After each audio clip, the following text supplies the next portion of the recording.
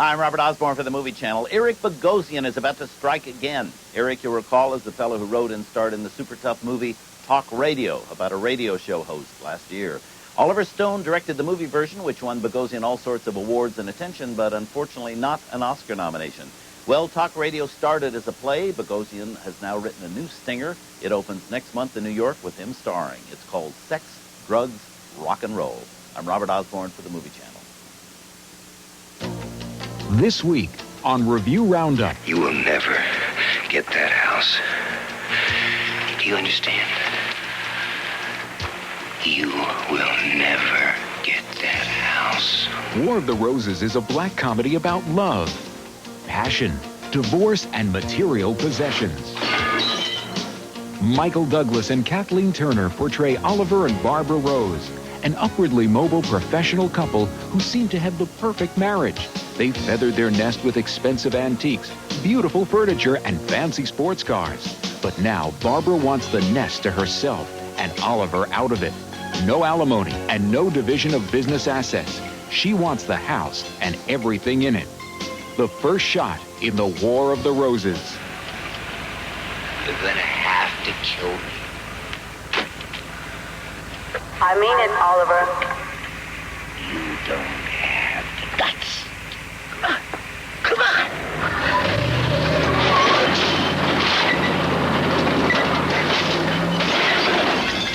The War of the Roses is directed by Danny DeVito and based on the book by Warren Adler. DeVito, who also co-stars in the film, has just won prior major movie directing credit with another black comedy, Throw Mama from the Train. But the veteran actor has actually been directing for many years. He directed several episodes of his hit TV sitcom Taxi, an episode of Steven Spielberg's NBC series Amazing Stories, and a Showtime Network's film The Ratings Game. This is ridiculous. Button up. Now, here's what some critics are saying about The War of the Roses. Mr. DeVito's direction is distinctively odd, with a lot of low-angle shots looking up at things. Enjoyably mischievous, and always somehow mindful that there may be, at the heart of all this comic mayhem, something substantial going on. Janet Maslin, New York Times. DeVito's comic timing, so adroit in Throw Mama from the Train, seems badly off as scenes play too long and punchlines fall flat, particularly by movie's end, when the story has lost all connection to the comic impulse and is simply about a suburban hunting party. It has become laborious. Stephen Hunter, Baltimore Sun. There's a conviction in DeVito's work, a core of personality and feeling that sets it apart from the great majority of current American films with their bland TV brightness. War of the Roses certainly won't be everyone's idea of grand holiday entertainment, but it's something to be reckoned with. Dave Kerr, Chicago Tribune. I got more square footage. That's what some critics are saying about The War of the Roses. Get the word on the latest movie releases each week on Review Roundup. More TMC News. TV's Cosby Show co-star Lisa Bonet will face arrest on assault charges in New York when she returns from a Bahamas vacation. Bonet allegedly kicked a Queens College student who collects celebrity autographs during a scuffle at Kennedy Airport. Okay, give me your complete, undivided attention. We've got drive-in news here. Gary Busey is back. You know, Gary's made more great movies that nobody's ever heard of than anybody I know of. Remember Silver Bullet? He was great in that. Remember Eye of the Tiger? Gary was outstanding. DC Cab. Okay, so we got a new one here called Hider in the House. And Gary is a maniac murderer living in the attic spying on Mimi Rogers and her whole family. Now, this is the first time I remember Gary taking a part where he was the fruitcake, but you know he did bounce his head on the asphalt last year. It could be a whole new deal for him. Hider in the House. Okay, they're just finishing up Maniac Cop 2, and we have got 4 drive-in superstars on this one. First, Robert Zadar, the Maniac Cop himself, the guy who survived 100 knife wounds, a pole through the heart, and a full lobotomy, only to come back in the sequel. We've got Bruce Campbell, star of the classic Evil Dead. We've got Laureen Landon, star of Hundra, the Amazon goddess who, in order to preserve her race, journeyed to the land of the bull. And it's written and produced by Larry Cohen, the genius behind It's Alive. There's only one thing wrong with the Davis baby. It's alive. And we've got another great Don't Answer the Phone flick. I love these AT&T Maniac plots. It's called Dial Help. Italian horror flick about this girl that accidentally taps into the love line one night, and the phone starts killing her goldfish, and then the phone convinces her she needs to be tied up and slapped around with rubber noodles or something. And the girl in the thing, this is the best part, is Charlotte Lewis, the one from Pirates and The Golden Child, the one with the garbanzos. So dial help. Title kind of stinks, doesn't it? And finally, Joe Bob Briggs announced today that the Joe Bob Briggs World Tour would continue February 2nd in Santa Rosa, California, and go on to 30 major American cities. And, oh my God, I can't believe that I read that one. That was such shameless self-promotion. You know, you guys shouldn't let me talk about my own concerts like that. That was in real bad taste. And now, here's a blast from the past on the Movie Channel. Going to the movies back in the 1950s was easy. All you had to do was obey a few simple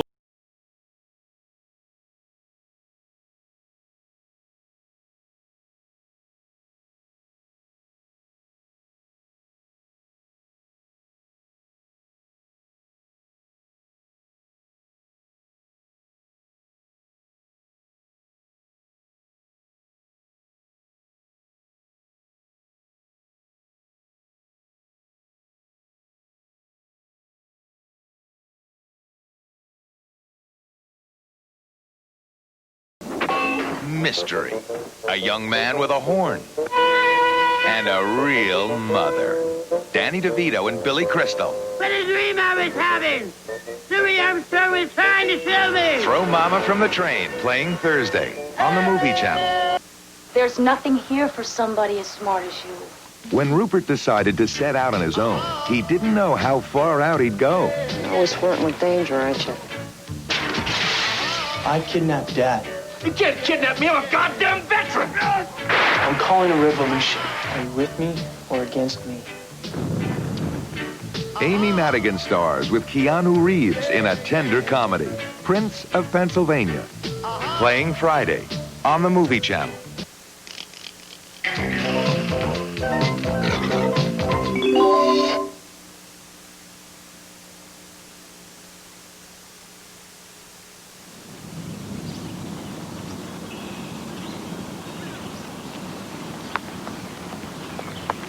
Boy, am I glad that's over with. I dread Parent-Teachers Day. Me too. So what was your report card like? Oh, average. Hey, Patty, how come your parents never come to Parent-Teachers Day?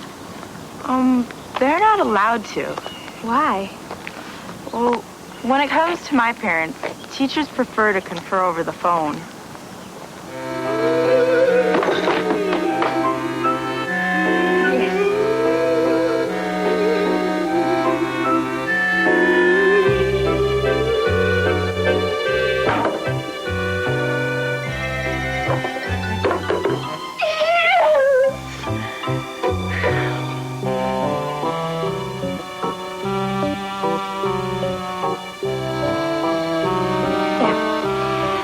That's better. Darling, I'm home!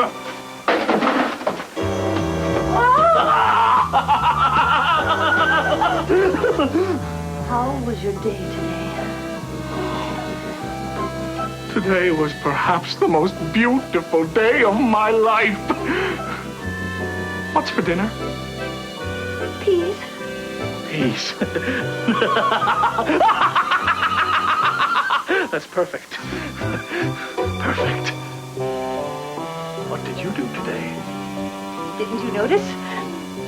I've been redecorating. It's amazing how differently you see things after staring directly into the sun. I love you more than I know right now. I love you more than I know right now.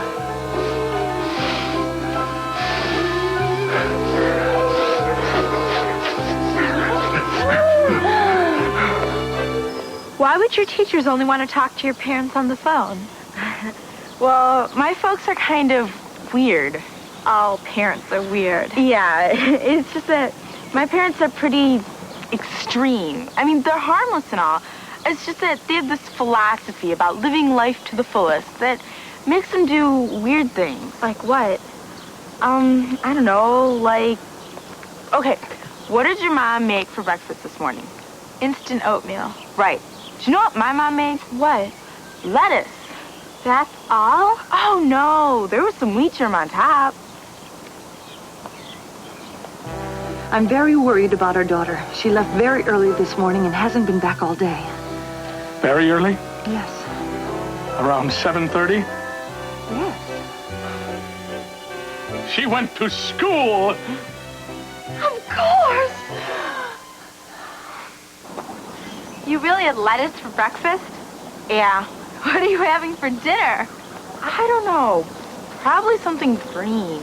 Lime jello, maybe. That sure is different. Yeah. Well, I gotta go. So you want to come over later? Oh, no, thanks. I have plans. Okay. See you later, Patty. Okay, bye.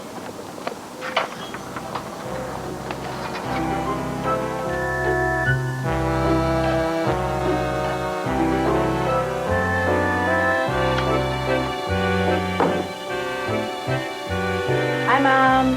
Hi, Dad. I'm home. Oh, we were so worried about you. How was school today?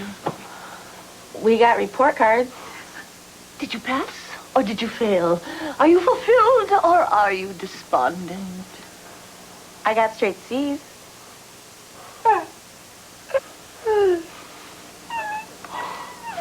But something excited you, stimulated your curiosity. Well, we started reading this book I liked, Ordinary People. Oh, get me a knife. I don't want to live. Oh, look at your mother. Look what you've done to her. Oh, yes, listen to me. Don't call me that, Dad. I told you I wanted to be called Patty. But, darling, we gave you that name on the very night you were conceived, in the very heat of passion. Oh, yes! Look, Mom, Dad, couldn't you be like normal people for just one day? I mean, couldn't you be like other parents? Oh, Patty, don't you understand that we just want you to live life to its fullest? Absorb life. Let it affect you. The only thing your mother and I have tried to instill in you is a disdain for the mediocre, because it's a facade for... Here? Dad, I picked up on that. Oh, she picked up on that. But, see, there's someone I've met.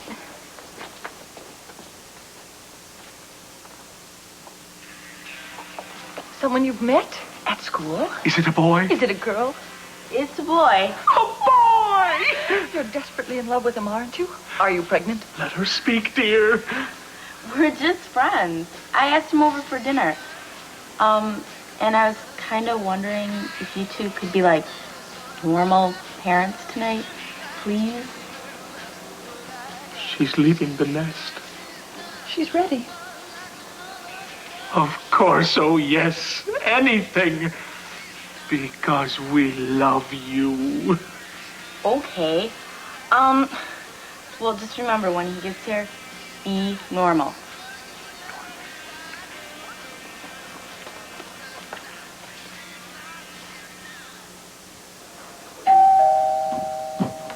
I'll get it, Mom and Dad. Hi, Jeff. Come on in. Hope I'm not too early. Oh, no. My parents will be right out. Nice house. I love what your mom's done with it. Thanks. Jeff, this is my mom and dad, Mr. and Mrs. Banal. Jeff, nice to meet you, son. Good hands. Jeff. Mom. You smell good. Nice soap. No, not soap, Mrs. Banal. I've been conducting experiments in the re-stimulation of the olfactory senses. Seems to me we atrophied these senses when modern man began to wash away the natural oils and odors normally found attractive in nature. I bathe only in water. Isn't he great? Won't you sit down, Jeff? Dinner's almost ready. I hope you like peas. Thank you, no, Mrs. Banal. I hope you don't mind, Patty, if we don't eat right away. I'm finishing up an experiment in hunger and starving the body. I want to know the appreciation of food. Actually taste the nutrients and vitamins. Do you know what I mean? Yes, I think so. You see, the hunter-gatherer man had to travel across Ice Age Europe with his reindeer, his main source of food. Sometimes not eating for days. I'm sorry, I do go on. No, not at all. Well, Patty, we better get going if we're going to make the show. Okay, Jeff. It's a pleasure to meet you, Mr. and Mrs. Bennell. And nice to meet you, Jeff. Have fun, kids. I'll be out in a sec, okay? Okay. Oh, he's wonderful. I just wanted to tell you, we may be a little late. We're walking. Oh, stay out all night.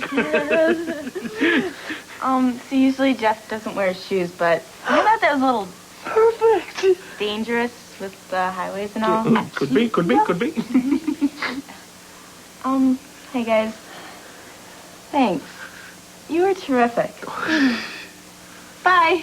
Bye. Have fun, dear. We've done well. Yes. Oh, let's get out of these things. I'm suffocating.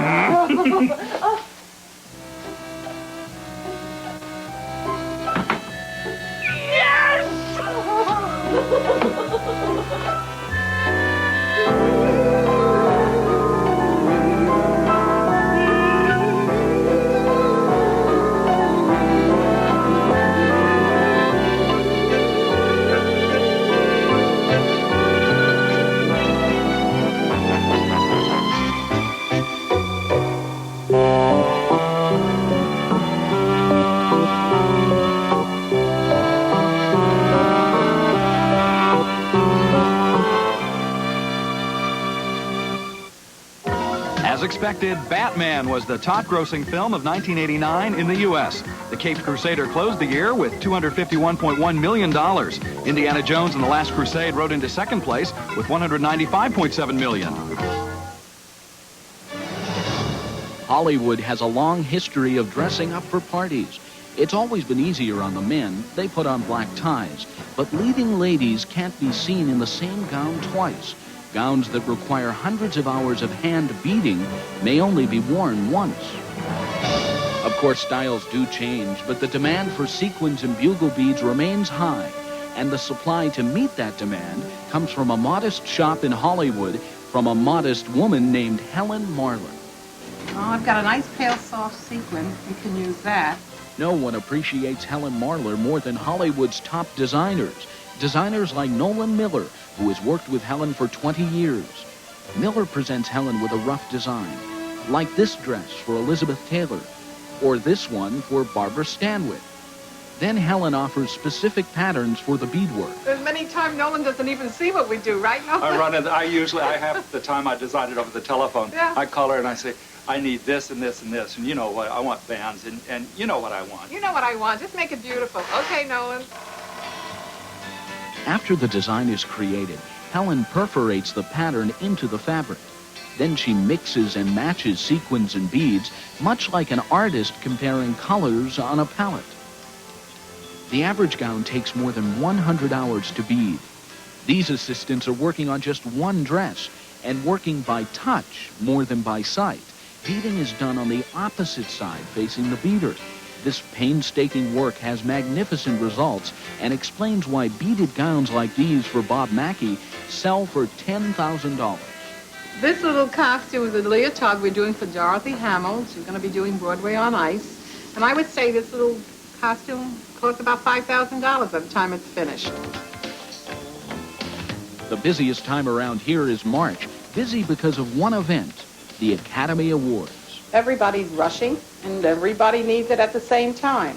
So there's a lot of pressure on us and my girls, but they're all good workers, and they try hard, and we get it out. Somehow it gets done. And the satisfied customers don't just thank the designer for a job well done. Yesterday, I was with Barbara Stanwyck, and one of the first things she said is, how's Helen? How's she doing? How's my friend Charlie? It's her dog, which she I got loves. a picture. So, I mean, they all, know from where this amazing work comes.